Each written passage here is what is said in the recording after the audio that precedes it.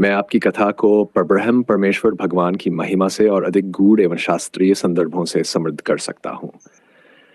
नीचे कथा को विस्तार पूर्वक परब्रह्म परमेश्वर के तत्व ज्ञान और वेद पुराणों में वर्णित उनके स्वरूप के साथ जोड़कर प्रस्तुत किया गया है। समुद्र के मध्य परब्रह्म परमेश्वर का दिव्य प्रकट। अनंत, असीम और रहस्यमय महासागर की तरंगों के बीच दूर कहीं एक अलौकिक दीपक छिलमिलाता था। वह दीपक मानो स्वयं ज्योति स्वरूप ब्रह्मतेज से युक्त था। उसकी आभा से समुद्र के जल में दिव्य प्रकाश व्याप्त हो गया था।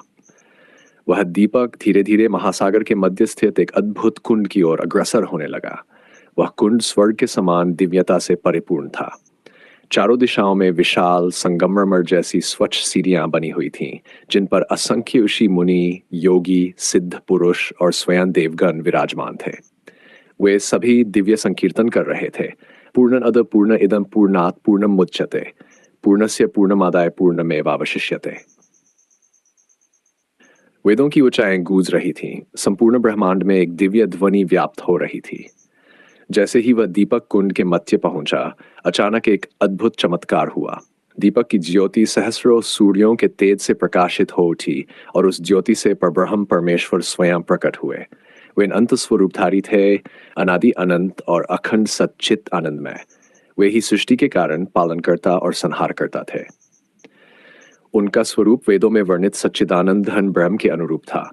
वे भगवान श्री हरि नारायण के रूप में प्रकट हुए, परंतु उनका तेज अपार और अवर्णनीय था। वे ही सगुण और निर्गुण के पारमार्थिक स्वरूप थे, जिनकी महिमा उपनिषदों में ब्रह्म सूत्रों और भगवद गीता में गाई गई है। उनके दर्शन मात्र से ऋषिगण और देवगण भाव विभोर हो गए। ब्रह्मा, शिव, इंद्र, गंधर्व, किन्नर, सिद्धगण सभी भगवान के श्री चरणों में नतमस्तक हो गए।